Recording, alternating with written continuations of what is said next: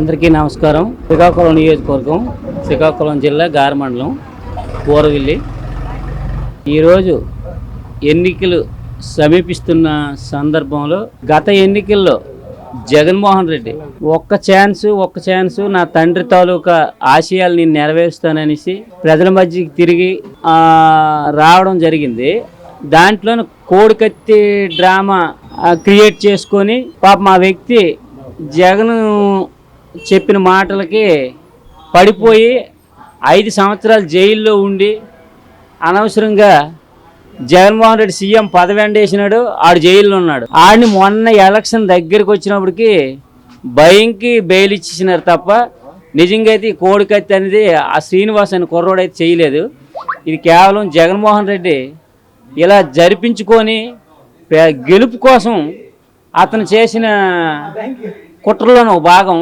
అయితే ఏంటంటే సంవత్సరాలు మిగిలిపోయి 5 సంవత్సరాలు అయిపోయింది కాబట్టి ఇప్పుడు మళ్ళీ కొత్త డ్రామా గులకరాయి. ఇప్పుడు అవునండి, స్టేజ్ మీద ఒక ముఖ్యమంత్రి ప్రోగ్రాం అంటే ఒక్క సీఎం జగన్మోహన్ రెడ్డి లేడు. సెక్యూరిటీ ఉంది, మంత్రులు ఉన్నారు, రకరకాల వ్యక్తులు ఉన్నారు. జగన్కి నుదురు మీద కొట్టాలి అంటే అదేంటి ఆర్మీ సోటర్ వచ్చి కుట్టాడా, ఎవడొచ్చి కుట్టాడు? ఇదంతా లైట్లు ఆర్పేసి వాళ్ళ సిబ్బందితోని గీకించుకొనేసి ఇది కొత్త డ్రామా జగన్ ఆడుతున్నాడు. కానీ ఒకవేళ ఆడినా నిజంగా ఎవడో కొట్టినా ప్రజలైతే ఓట్లేరు. రాయితోని కొట్టాడు ఎవడో, ఆ రాయితోటి కొట్టినాడు చేతి ఇంటి దగ్గర ఉన్నాయి ఓట్లు కాదు, జనం వెయ్యాలి. జనం ఎందుకంటే వీరు ప్రతి పిల్లలకి విద్యా దేవన, వసతి దేవన, చెత్త దేవన, చెదారం దేవన అన్నాడు. కనీసం ప్రతి సంవత్సరం పిల్లలకి second term, third term, fourth term 4 టర్ములు పెట్టాడు. ఒక టర్మ్ వేసినాడు ఎప్పుడు 1920లోన. అక్కడి నుంచి పేద పిల్లలు ఈ కాలేజీ అకౌంట్లని కొత్తగా పెట్టి కాలేజీ వాళ్ళకి ఇంతకుముందు గవర్నమెంట్ వేసినప్పుడు తల్లిదండ్రులు పట్టేవాళ్ళు కాదు వాళ్ళు. ఇప్పుడు ఏమైంది, వాళ్ళ అమ్మ ఖాతా అనగానే అమ్మ మీకు డబ్బులు మీరు కడితే కానీ లేకపోతే కాలేజీల్లో మీకు ఫీజులు తీసుకోము, ఎగ్జామ్ కోచింగ్ పెట్టము, ఆల్ టికెట్లు ఇవ్వమని రకరకాల ఇబ్బందులు పెడితే మొన్న విశాఖపట్నం పిఎం పాలెం పాపం ఒక ఆవిడ 25,000 బాకీ అట. వాళ్ళకి ఆల్ టికెట్ ఇవ్వలేదని వాళ్ళ పిల్ల ఏడుస్తుంటే తల్లి వెళ్ళి కాలేజీ యాజమాన్యాన్ని రిక్వెస్ట్ చేసినా అమ్మ మాకు ఏడు చేయమంటావు, ఇది గవర్నమెంట్ రూలు, మరి మాకు ఎవరు డబ్బులు కడతారో మీరు ఆలోచించాలి అంటే వాళ్ళు భేద పరిస్థితిలోన తట్టుకోలేక చున్నీతో ఉరిపోసుకున్నప్పుడు ఆ యాజమాన్యానికి కనికారం వచ్చి 12,500 20 రోజులు పోతే కట్టండి అమ్మా మీకు ఆల్ టికెట్ ఇస్తామని అన్నారు. కానీ ఈ జగన్మోహన్ రెడ్డి కొన్ని లక్షల మందికి ఈ విద్యాదీవెన డబ్బులు బాకుండి ₹1 వేయలేక బటన్లు నొక్కినాడు. ఈ బటన్ ఎందుకు నొక్కినాడు? ఒక్కడికి దమ్మిడి పడలేదు.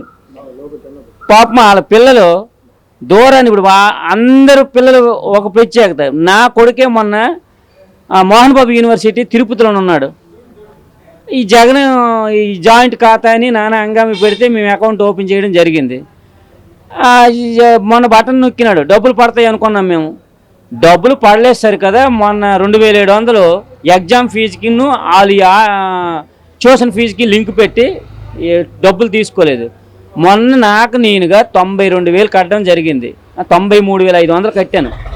మరి నాలాగే చాలామంది తల్లిదండ్రులు పేదోడైతే 90,000 లక్ష ఎక్కడి నుండి తెస్తాడు. నాకేదో పొలమో పుట్ట ఉంది, ఆవిడ అప్పు ఇచ్చినాడు, వడ్డీలు కోడేసి కట్టాం.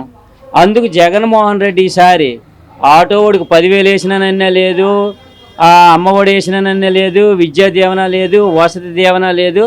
ఆడి వల్లకోడి దీవెన ఏటి వేసినా ప్రజలకి పూర్తిగా జగన్మోహన్ రెడ్డి చేసింది మోసం అని అర్థమైంది. ఈ మోసం పొందిన ప్రజలు జగన్కి ఎవడేస్తాడు ఓట్లు. అలాగే చంద్రబాబు నాయుడు గారు ఈరోజు ముందుకొచ్చి ఈ రాష్ట్ర భవిష్యత్తు కోసం నానా తిప్పలు పడి 75వ సంవత్సరం బర్త్డే అయింది నిన్న. 75 సంవత్సరాల వ్యక్తి ఈ మొండుటి ఎండల్లో తిరిగి ఈ ఆంధ్రప్రదేశ్ అధోగతి పాలైపోయిందని వాళ్ళ మనవలు బతికినంత వరకు వాళ్ళకి ఆస్తులు ఉన్నాయి. కానీ ఈ జగన్ చేసిన ఈ అప్పులు తిప్పలకి ఈ రాష్ట్రం పోయిందని ముందుకొచ్చి నానా తంటాలు పడి తెలుగుదేశం ముందుకు రావాలి, మళ్ళీ పేద ప్రజలందరూ సుఖ సంతోషాలతో ఉండాలని చంద్రబాబు నాయుడు కంకణం కట్టుకొని బీజేపీ నరేంద్ర మోడీతోని మన జనసేన పవన్ కళ్యాణ్ గారితోని జత కట్టి ముందుకొస్తే ఈ జగన్ ఏమన్నాడంటే సింహం సింగల్గే వస్తుంది, అవి వాళ్ళందరూ నాకేటి చేయలేరు అన్నాడు. సింగల్కి వెళ్ళినోడు ఎప్పుడు దొంగ అంటే దొరికింది దోచుకోవడానికి సింగల్కి వెళ్తాడే తప్ప పంచడానికైతే సింగల్కి వెళ్ళాం, అందరికి పిలుస్తాం. నేను మొన్నే ఒక సామెత చూసినానండి పేపర్లోనే, ఏ జీవైనా ఆహారం దొరుకుతాట అందరికీ పిలుస్తాయట ఆ జీవరాశులకి, సీమలు కానీ కోతులు కానీ పక్షులు కానీ. ఈ మనుషులే మాత్రం మనకి ఎక్కడో సంపాదన దొరుకుతుంది అంటే ఎవరికి చెప్పమాట. అలాగే ఈ జగన్మోహన్ రెడ్డి ఈ పదవి వ్యామోహంకి అందుకే జత కట్టకుండా ఒక్కడెళ్ళాడు. ఎప్పుడు తండ్రి ఆశయాలు కొనసాగిస్తానంటే ఆ రోజు ప్రజలు మోసపోయి వేసినాం. ఈసారి అయితే ప్రజలు మోసపోరు, జగన్మోహన్ రెడ్డికి ఇంటికి సాగనంపుతారు. మన ఎన్డీఏ కూటమికి నాకు తెలిసి 120 నుంచి 140 సీట్లు గ్యారంటీగా వస్తాయి. సర్వేలు ఏడు చెప్పినా పర్వాలేదు. జగన్మోహన్ రెడ్డికి ఓ సర్వేట మొన్న 147 సీట్లతోని మీరు ప్రభుత్వాన్ని స్థాపిస్తారన్నారట. వాళ్ళ సొంత సర్వే సాక్షి పేపరు, సజ్జల రామకృష్ణారెడ్డి, రామచంద్రారెడ్డి ఇలాంటి సర్వేలు తప్పవి. ప్రజాక్షేత్రంలోన ఓటర్స్ అయితే జగన్కి డైరెక్ట్గా ఇంటికి పంపించి చంద్రబాబు నాయుడికి సీఎం చేయాలని కంకణం కొట్టుకున్నారు. అలాగే ఈ నియోజకవర్గంలోన గుండు శంకర్ ఈ మధ్యన అన్నారు, ధర్మాన ప్రసాద్ వర్గం వాళ్ళు ఒక సర్పంచ్కి టికెటే రాదు, సర్పంచ్ రెవెన్యూ మంత్రితో పోటీ చేయటని గతం గుర్తు తెచ్చుకోవాలి. అదే ధర్మాన ప్రసాద్ కూడాను ఆ మబుగాంకి సర్పంచ్, తర్వాత అలా పోలాకి మండలానికి ఎంపీపీ, ఆ తర్వాత కాంగ్రెస్ పార్టీకి ఒక్క ఎమ్మెల్యే సీట్ నర్సనపేటకు వచ్చిన తర్వాత అతను మంత్రి అయినాడు తప్ప. అలాగే గుండు శంకర్కి కూడాను ఆ రాశి ఫలాల దృష్ట్యా అతనికి ఆ యోగం ఉంది. మనం కౌంటింగ్ 4వ తారీఖు 5వ తారీఖు పేపర్లో ఏం చూస్తామంటే గుండు శంకర్ చేతి ఒక సర్పంచ్ చేతిలో ఓడిపోయిన రెవెన్యూ మంత్రి ధర్మాన ప్రసాద్ రావు అని ఒక టైటిల్ వస్తుంది. అది అందరూ వైఎస్ఆర్ పార్టీ మొత్తం గమనించుకోవాలి. జగన్మోహన్ రెడ్డి అయినా ధర్మాన ప్రసాద్ రావు అయినా వాళ్ళ వెనక ఉన్న కార్యకర్తలైనా సరే.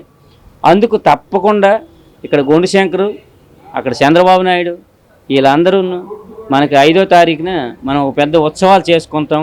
తెలుగుదేశం పార్టీ కంపల్సరిగా 140 స్థానాలతోని మనం పార్టీ ఫామ్ చేస్తాం. జగన్మోహన్ రెడ్డి ఇంటికి వెళ్ళిపోతాడు. అప్పుడు ఈ పేదోళ్ళకి మంచి సౌకర్యాలు చంద్రబాబు నాయుడు మహిళలకి ఇంట్లో ఎంతమంది ఉంటే అంతమందికి 1500 రూపాయలు ఇవ్వడానికి ఒక పథకం ప్రవేశపెట్టాడు. అలాగే ప్రతి మహిళకి ఇంటి దగ్గర దీపం పథకం అటుకెక్కిపోయింది, దానికి 3 సిలిండర్లు ఉచితంగా ఇచ్చి మళ్ళీ అటుకు తీస్తాము. తర్వాత చదువుకున్న పిల్లలకి మన ఇంట్లో ఎంతమంది పిల్లలు చదివితే అంతమందికి మనిషికి 15,000, ఒకరైతే 15, ఇద్దరైతే 30, ముగ్గురు చదివితే 45,000 ఇవ్వడానికి కంకణం కొట్టుకున్నాడు. అలాగే పెద్ద ఉన్నత చదువులకి జగన్మోహన్ రెడ్డి ఇవ్వడం లేదు, పీజీలకి అది కూడా ప్రవేశపెడతామన్నాడు. మరి రైతుకి ఈ జగన్మోహన్ రెడ్డి 7,500 ఇస్తున్నాడు. అది రేపు చంద్రబాబు నాయుడు నరేంద్ర మోడీ కూటమిలో 20,000 రూపాయలు, అతను 6,000, చంద్రబాబు నాయుడు 14,000, కలిసి 20,000 ప్రతి రైతుకి.